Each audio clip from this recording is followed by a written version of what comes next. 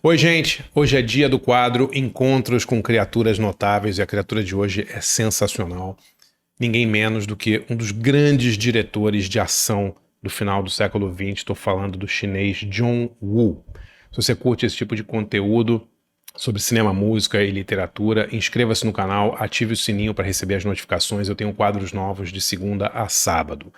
E queria agradecer demais a todo mundo que assina e apoia meu site de jornalismo cultural, andrebarcinski.com.br. Galera, conheça o site, lá acho que vocês vão gostar. R$ 20 por mês, você tem um monte de benefícios.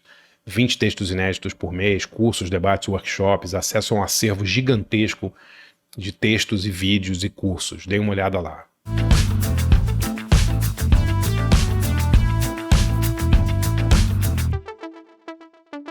Estou aqui com meu companheiro, colega, faz tudo, diretor, Natan Lima. Tudo bom? Certinho, André. Beleza. Certinho, pessoal. Pô, hoje é uma alegria, Natan, porque eu vou falar de um encontro que, ó, já tá nesse livro aqui, cara. Aí sim, a enciclopédia André Barcinski. Ah, esse é legal, cara. Acabou de sair, galera. É o seguinte, Encontros com Criaturas Notáveis, o livro já está à venda no meu site. Tem só 230, 240 cópias, Natan, porque foi super bem a campanha. Legal, cara. Eu não vou fazer mais, é isso aí, acabou, né? E é um livro com entrevistas, obituários e obsessões de 1987 a 2024. São 540 páginas, galera, 115 entrevistas, 50 obituários, 12 obsessões. Nossa criatura tá aqui, Natan. Muito legal, cara. Muito bem detalhado a capa. Depois eu vou fazer imagem de apoio pra galera ver como é possível ver o nome dos artistas meio que sobrepostos com a letra dele. Olha, o design é do meu amigo Guilherme Teodoro, grande designer, que fez um negócio muito legal. Não dá pra ver aqui, mas o Natan vai botar um detalhezinho.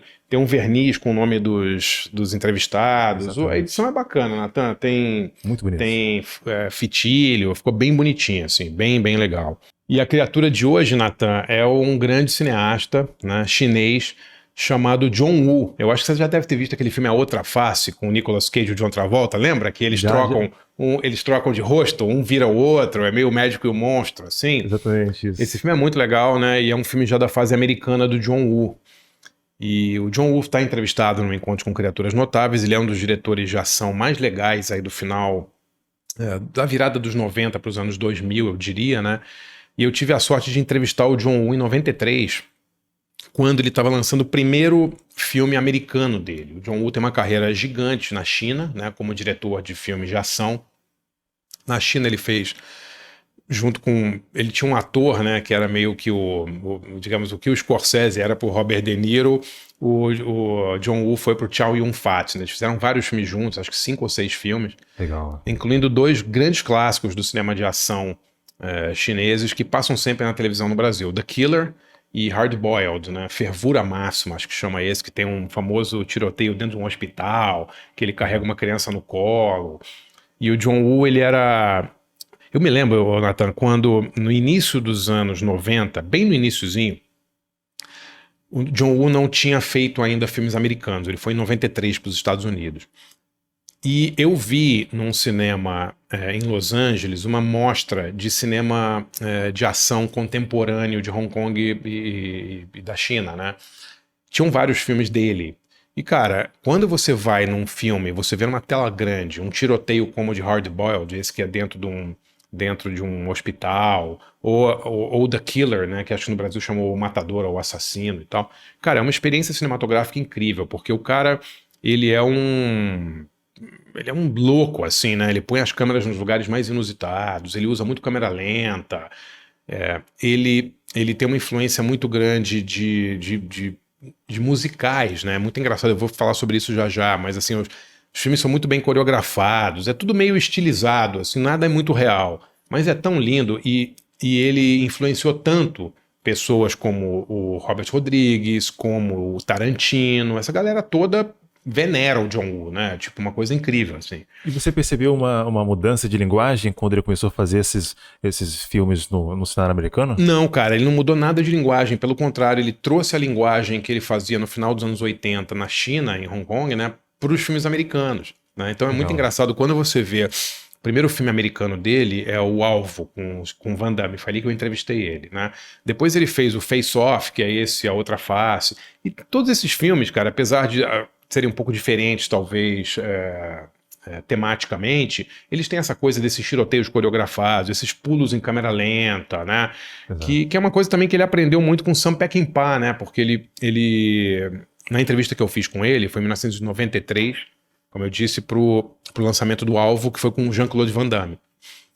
E o mote da entrevista era que era a primeira vez que críticos estavam dando um certo valor para um filme do Van Damme. Porque o Van Damme, cara, só fazia o Grande Dragão Branco, aqueles filmes que a gente conhece de pancadaria e tal. Exatamente. Ele era meio esculhambado pela crítica, com razão, né? Porque os filmes eram muito ruins, né? Mas esse filme, o Alvo, ele era muito... Era um filme exagerado também. Ele faz se não me engano, eu vi esse filme revi recentemente.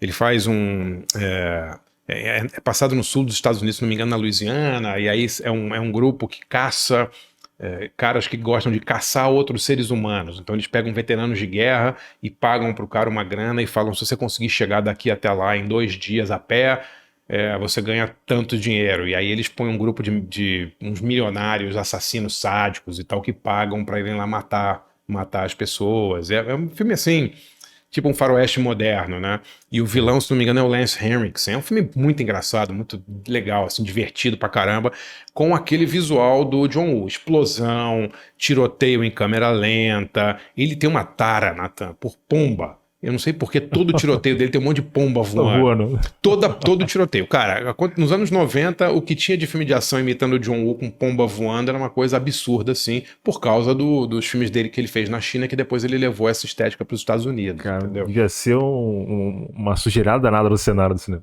Cara, era muito engraçado. Ele tem essas coisas assim, né? Toda cena assim, tem um tiroteio, aí geralmente nesse alvo tem, eu não me lembro se era uma igreja e tal, que tem umas pombas andando no chão. Não sei como as pombas conseguem entrar dentro de todos os lugares que tem filme do John Woo, tem um monte de pomba, né? Joga um bocado de milho no chão lá. Joga um milho no chão e vamos lá, né? Podia vir galinha, né? Mas galinha não é tão legal cinematograficamente. Tem que ser uma pombinha branca, né? Passa a mesma linguagem. Exatamente. Podia vir outros pássaros, um urubu, uma galinha, né? Mas não, vem sempre uma pombinha branca bonita e tal. E ele adora filmar a pomba em câmera lenta, aí o cara olha, a pomba voa, aí vem uma bala assim voando do outro lado, sabe? Ele tem uma estética muito, muito legal. Eu entrevistei ele, Nathan, em 93, como eu falei. Ele estava super feliz, né? Porque tinha acabado de chegar em Hollywood, ele tinha feito filmes grandes na China e tal, mas, cara, em Hollywood o cara fez Missão Impossível 2, né, com Tom Cruise, ele fez o Face Off, né, o Outra Face, com John Travolta e Nicolas Cage, 2 grandes astros. Então só o cara pequeno, né? Ele tava assim no começo da carreira americana dele, como eu falei, foi em 93 a entrevista, mas foi muito legal conversar com ele e perceber como o cinema dele, que era um cinema de ação, era influenciado por vários outros estilos. Então, assim, ele era muito influenciado, claro, pelo cinema de artes marciais oriental, né, os cinemas orientais. Então, os filmes de artes marciais chineses, ele adorava e tal. Ele era obcecado por Akira Kurosawa, adorava os filmes de samurai do Akira Kurosawa. Quem não gosta, né? Todo mundo que gosta de filme de ação vê no Kurosawa um mestre, assim, na maneira como ele cria as cenas, como ele faz aventuras muito emocionantes, assim, né? Agora, 2 coisas.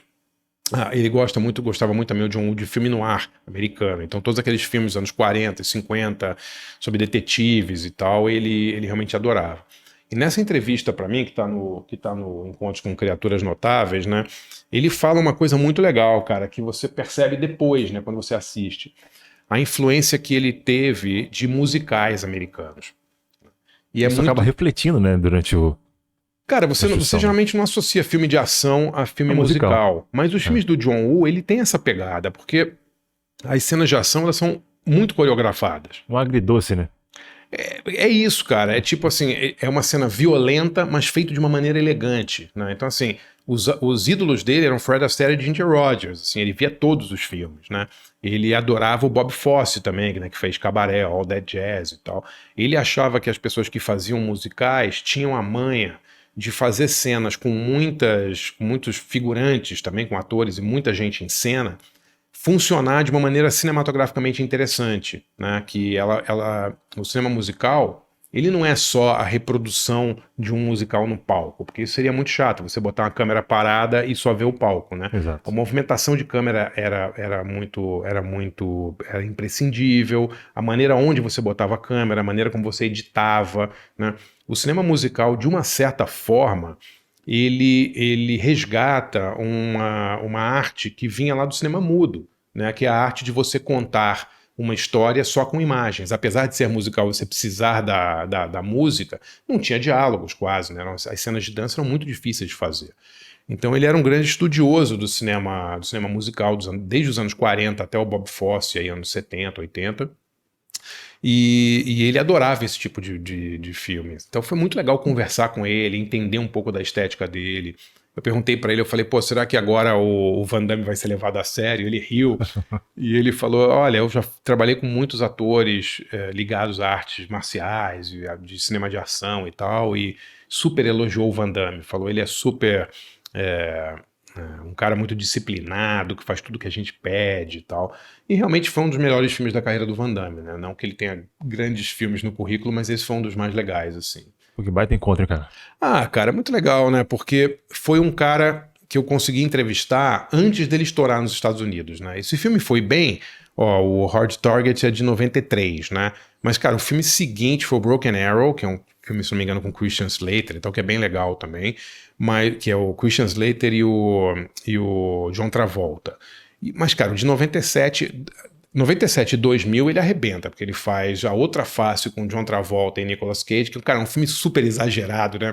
Que é meio Médico e o Monstro, eles trocam de cara. Lembra desse filme? Exagerado propositalmente, né? Propositalmente. O John Travolta é um policial que perde o filho, assassinado por um sádico que é o Nicolas Cage, né?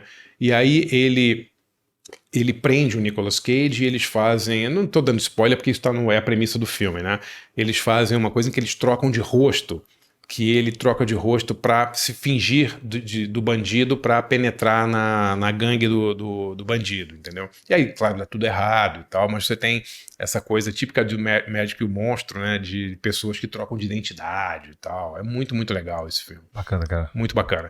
E aí, logo depois, ele fez o Missão Impossível 2 com Tom Cruise. Aí, cara, aí bombou, né? Aí realmente Dispensa apresentações, né? Puta, virou um mega astro ali de Hollywood, mas essa entrevista é muito legal. É um pouquinho antes dele estourar e o que ele fala sobre o cinema dele é muito bacana. Muito bom, cara.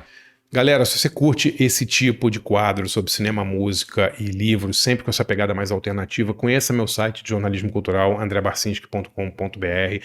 Por R$20 por mês, galera, você tem um monte de benefícios. São 18 a 20 textos inéditos por mês. Você pode participar de cursos exclusivos, debates exclusivos, e você tem acesso a todo o acervo do meu site. São mais de 600 textos e 75 cursos, desde história do cinema, história do punk, rock brasileiro dos anos 70, pop rock brasileiro, tem muita, muita coisa legal.